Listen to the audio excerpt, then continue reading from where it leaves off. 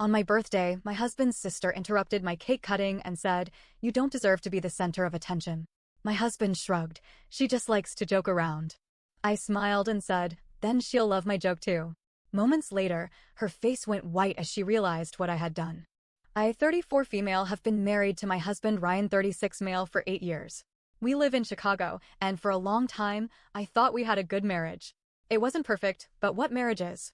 I loved him, and I believed he loved me. But there was always one problem in our relationship: his sister, Olivia, 38 female. Olivia has always been the type of person who thinks the world revolves around her. If you have good news, she has better news. If you get something nice, she suddenly needs the exact same thing, but bigger. If you accomplish something, she finds a way to downplay it. At first, I didn't think much of it. Some people just have that personality. Annoying, sure, but not worth making a fuss over. But over the years, it got worse. She made our wedding about her by announcing her engagement at our reception. That relationship lasted 4 months. When I got promoted, she interrupted the celebration dinner to announce she was thinking about going back to school. She never did. And every time I brought it up to Ryan, he brushed it off. "She just likes to joke around. That's just Olivia. It's not that big of a deal." Well, it became a very big deal. Last month was my birthday. Nothing crazy, just a small dinner party at our house with friends and family. I had a rough year at work, and Ryan suggested we keep it low-key. I thought it was sweet of him, and I was genuinely excited. Everything was perfect. The food, the music, the people. I was actually happy. But Olivia was too quiet. I should have known she was planning something. Right as I picked up the knife to cut my birthday cake, Olivia clinked her glass. "Before we do this," she said, standing up, "I just have to say something." I put the knife down. Everyone turned to her. She smiled. "I just think it's so cute that we're all here making a big deal out of this. I mean, come on. 34? That's hardly an achievement." People laughed awkwardly. Then she smirked and said, "But you know what is an achievement? Creating life. And guess what? I'm pregnant." The room erupted in gasps and congratulations. I stood there, frozen, cake knife still in my hand. "Ryan?" He shrugged. "She just likes to joke around," he muttered. And that was it. My birthday, my one night, was completely gone. Olivia was soaking up all the attention, hand on her stomach, fake modesty all over her face. I should have been angry. And I was. But more than that, I smiled. Because Olivia had no idea what was coming. 3 weeks before my birthday, I found something. Ryan left his laptop open one night while he was in the shower. I wasn't snooping, really, I wasn't, but an email popped up with the subject line, "Deposit confirmed." It was from his bank. And it was a transfer of $2,500 to Olivia. I stared at it. Why was Ryan sending that kind of money to his sister? Something felt off. So I did what any person with half a brain would do. I went looking. And what I found made me sick. Bank statements. Dozens of transfers from Ryan to Olivia over the past year. Thousands of dollars going to her account every single month. Texts. Conversations between them that made my stomach turn. Olivia. What if she finds out? We can just tell her the baby is someone else's. Ryan. She won't. Just keep quiet. I sat there, staring at the screen, and the reality of it hit me like a brick wall. Olivia wasn't just attention-seeking. She was sleeping with my husband. And she was pregnant with his baby. I didn't cry. Not at first. I just sat there, hands shaking, heart racing. Then I got up, grabbed my purse, and left. I didn't know where I was going. I just walked. After about an hour of wandering the streets, I made a decision. I wasn't going to yell. I wasn't going to cry. I was going to make both of them regret this for the rest of their lives. So I hired a private investigator. Within days, I had everything. Photos, messages, receipts. Olivia and Ryan sneaking into a hotel. Credit card transactions for dinner dates, gifts, even a weekend trip. I printed everything, put it in a nice little folder. And then I waited. I waited for my birthday. I waited for Olivia to do what she always did, steal the moment. And she did. Now, standing in front of me, basking in the attention, she had no idea that her whole life was about to fall apart. I picked up my wine glass, smiled, and said, "Wow, a baby. That's amazing news, Olivia. And it's even crazier considering the father is already married." Silence. Olivia's smile dropped. Ryan turned pale. Someone whispered, "What?" I pulled out my phone, tapped the screen, and watched as the room exploded. Olivia gasped. Ryan stammered. His mother nearly fainted. I just stood there, calm, steady, in control. Because for the first time in years, I had finally stolen something from Olivia. I had stolen her entire world. For a few seconds, nobody moved. Nobody spoke. The room was frozen in shock, all eyes bouncing between me, Ryan, and Olivia. Ryan was the first to react. He let out this weird choking sound, like he was trying to speak, but his brain couldn't catch up. Olivia? She just stood there, eyes darting around like a cornered animal. Then chaos erupted. Ryan, what the hell are you talking about? Olivia, you're lying. You're crazy. I didn't flinch. I took another sip of my wine, pulled out the folder, and tossed it onto the table like a royal flush. If I'm lying, then you won't mind everyone taking a look.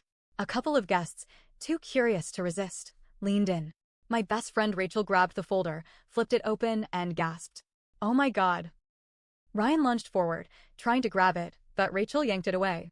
Sit down, she hissed, and to my absolute delight, Ryan actually listened. Then she started reading.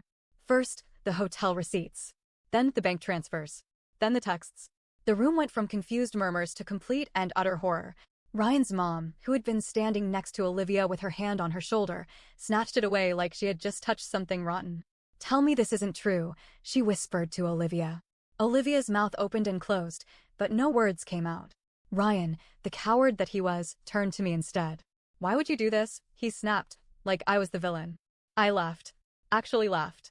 Oh, I'm sorry, Ryan. Was I supposed to just sit back and let you keep screwing your own sister? More gasps. Someone dropped a glass. Ryan turned red. Lower your voice, he hissed. Olivia finally spoke, her voice high and shaky. It's not like that, she stammered. I raised an eyebrow. Oh! Then what's it like, Olivia? Her hands curled into fists. You don't understand. Ryan and she stopped herself, realizing she had already said too much. The room was silent, everyone waiting for her to dig herself deeper. And then? She ran. She bolted out of the room, shoving past people, nearly tripping over a chair in her rush to escape. Ryan hesitated for half a second before running after her. And just like that, they were gone. I turned back to the guests. So, cake, anyone? A few nervous laughs. Rachel clapped me on the back. And then Ryan's mom burst into tears. Ryan's mother, Linda, yes, the same one who used to worship the ground he walked on, was devastated.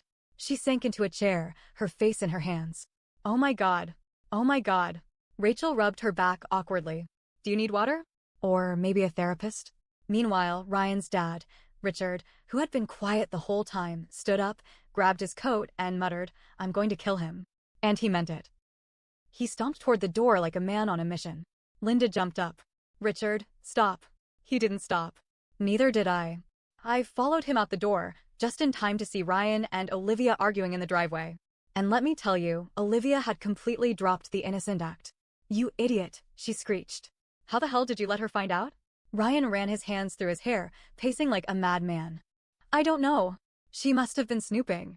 That was it. Oh, you think I was snooping? I snapped, stepping forward. You left your damn laptop open, you moron.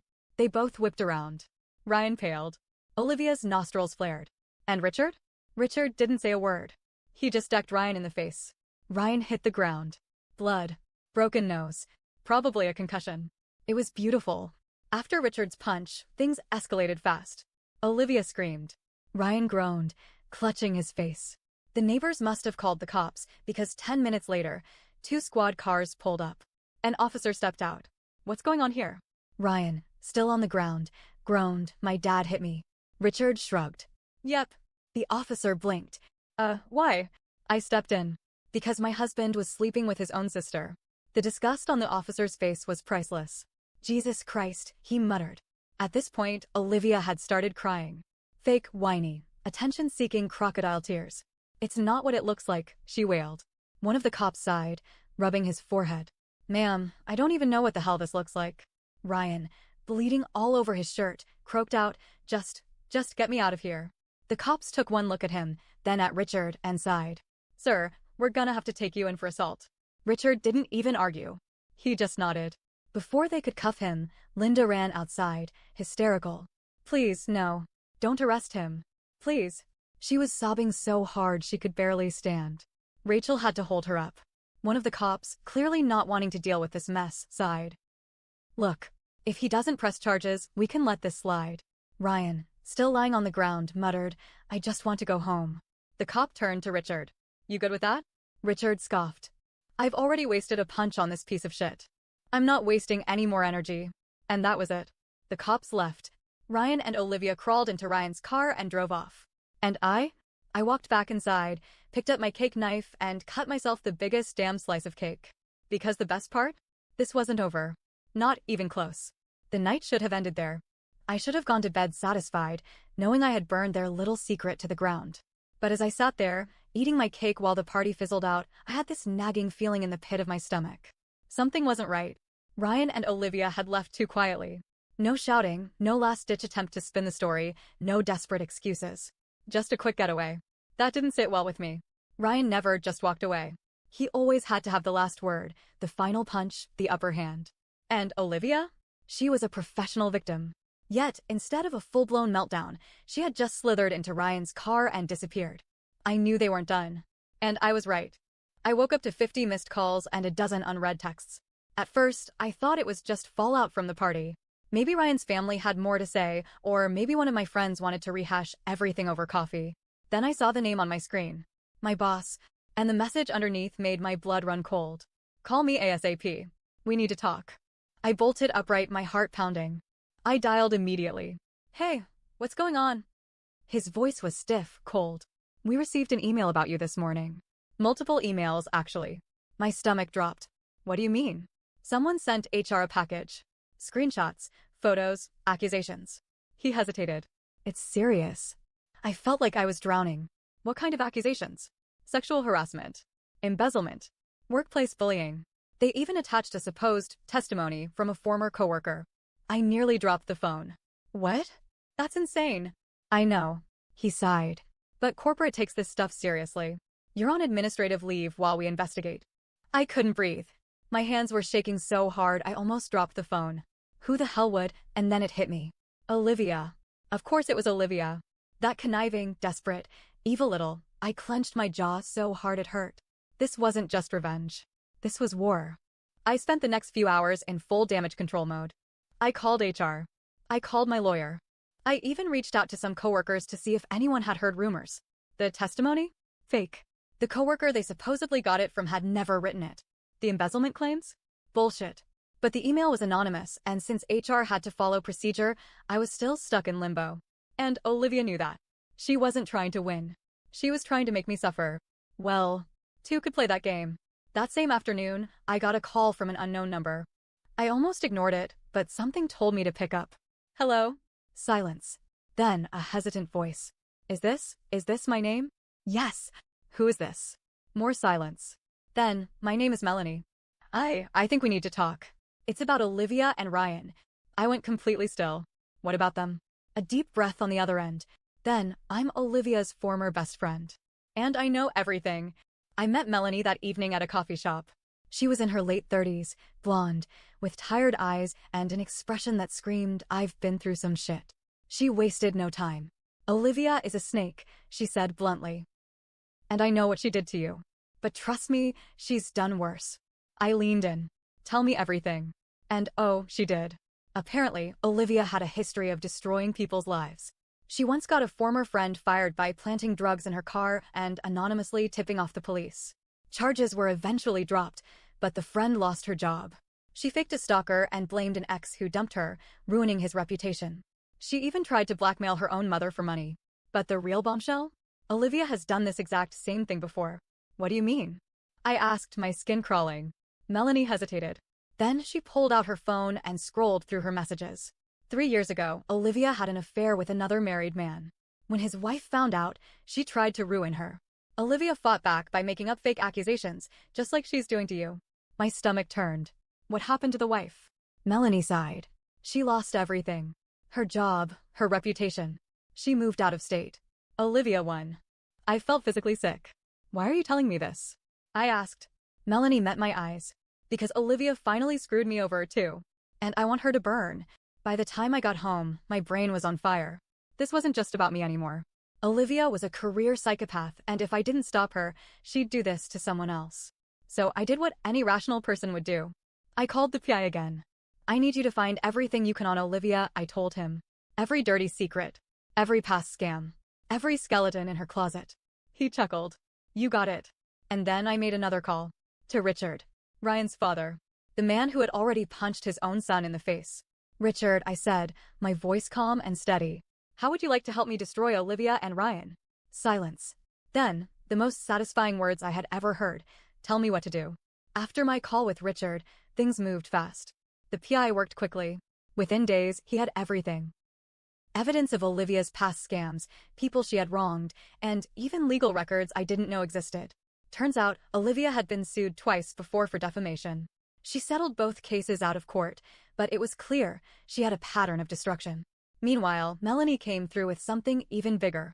She got in contact with Olivia's ex-best friend, the one Olivia had framed for drug possession, and convinced her to talk. When I heard the full story, I knew exactly what I had to do. It was time to end this. I planned everything down to the last detail. Richard pulled some strings and convinced Linda, Ryan, and Olivia's mom to host a family intervention at their house. We framed it as a way to fix things and talk it out. Olivia and Ryan both agreed to come. They had no idea what was waiting for them. The night of the confrontation, the tension was thick. Ryan and Olivia walked in together, acting like nothing was wrong. Olivia had on her usual smug expression, like she still believed she could talk her way out of this. She had no idea that she was walking into her own execution. Richard sat at the head of the dining table, stiff and angry. Linda looked drained, her eyes red from crying. Rachel and Melanie sat next to me, ready to back me up. And across from us? Olivia and Ryan. The storm was about to hit. Richard started. We need to talk. About what you two have done. Ryan sighed. Dad, come on. This is ridiculous. Olivia crossed her arms. Are we really doing this? What do you people want from me? I leaned forward. We want the truth. Olivia scoffed. You already know the truth. Ryan and I are together.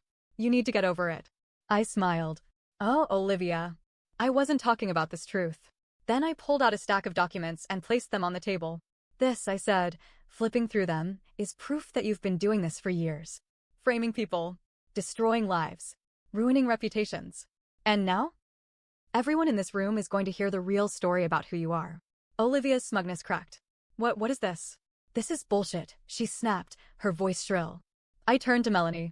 Tell them. Melanie took a deep breath, then looked directly at Olivia. You framed me for drug possession, Olivia. You planted drugs in my car because I started dating your ex and you wanted to ruin my life. Linda gasped. Olivia froze. Melanie kept going. And then there was Leah. You accused her of harassment at work. She lost everything because of you. Olivia's hands shook. That's not true, she screeched. I slammed down the final document. Then explain this, I said. It was a police report. One Olivia had forgotten about from when she was 18. She had falsely accused a teacher of inappropriate behavior after he gave her a bad grade. Richard stood up so fast his chair scraped against the floor. You did what? Olivia's face drained of color. It's not, she turned to Ryan. Ryan, say something. Ryan's mouth was open, but no sound came out. He looked at the documents, then at Olivia, and for the first time, I saw fear in his eyes. You did this? He whispered. Olivia's panic exploded. So what? She screamed. So what if I did? I survived. They deserved it. And that was it. That was the moment Olivia sealed her fate. Ryan stumbled back like someone had punched him. His face was white. Oh my God, he muttered. I believed you. He ran his hands through his hair, shaking his head. I ruined my life for you. Olivia's eyes widened in panic. Ryan, no. You love me. You said we were in this together. Ryan took a step back. No, you used me. You used everyone. I threw away my marriage for you. Olivia lunged for him, grabbing his arms. Ryan, please. But Ryan shoved her off like she was poison. Stay away from me, he whispered. And then? He turned to me. I am so sorry. It should have made me feel better. It didn't. You don't get to be sorry, I said. He looked down, broken, defeated. I have nothing left, he whispered. And I didn't feel bad. Not one bit. The fallout was swift and brutal. Ryan's family disowned both of them.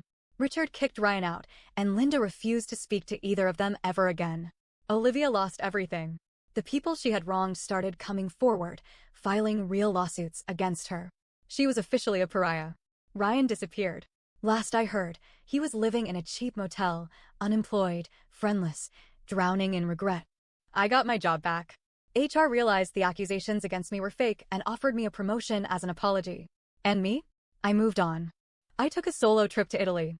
I reconnected with friends I had lost. And most importantly, I never looked back.